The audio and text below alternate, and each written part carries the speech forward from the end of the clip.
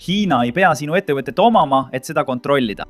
Ta peab lihtsalt kontrollima inimesi, kes selle ehitasid. Nad blokeerisid sõna otseses mõttes Meta $2 miljardi suuruse tehisintellekti idufirma omandamise, mis pole isegi tehniliselt enam Hiina ettevõte. Ettevõte, millest me räägime, on nimega Manus. Nad loovad autonoomseid tehisintellekti agente, kes suudavad iseseisvalt teha asju nagu lennupiletite broneerimine, turu-uuringute läbiviimine, koodi kirjutamine ja palju muud. See sai kuulsaks 2025 aasta alguses kui sisuliselt järgmine DeepSeek. Nad jõudsid $100 miljoni käibeni vaid 8 kuuga pärast käivitamist, mis on kiireim kasv idufirma ajaloos.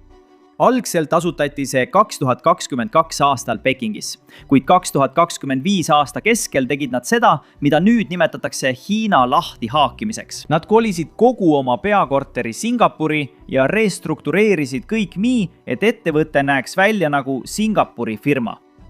Detsembriks tuli Meta välja $2 miljardi suuruse pakkumisega ja asutajad võtsid selle vastu. Aga siis sekkus Hiina kommunistlik partei.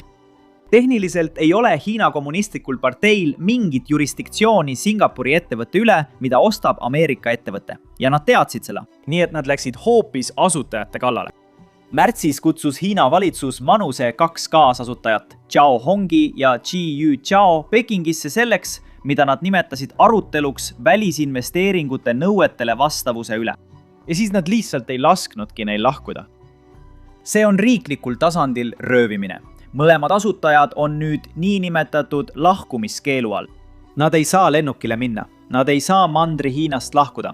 Nad hoitakse füüsiliselt riigis, kuni Peking otsustab teisiti.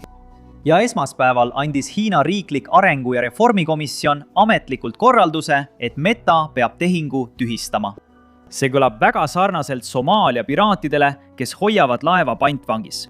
Ainus erinevus on see, et laevaks on $2 miljardi suurune tehisintellekti ettevõte.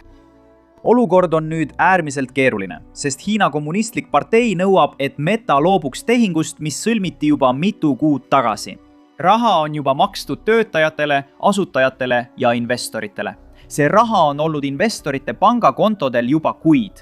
Mis siis, kui investorid selle raha saadavad? Kas Meta saab selle tagasi?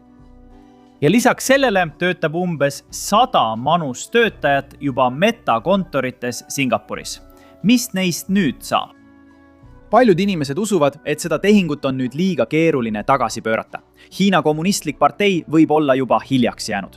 Kuid tegelikult püüab Hiina kommunistlik partei saata sõnumi teistele asutajatele.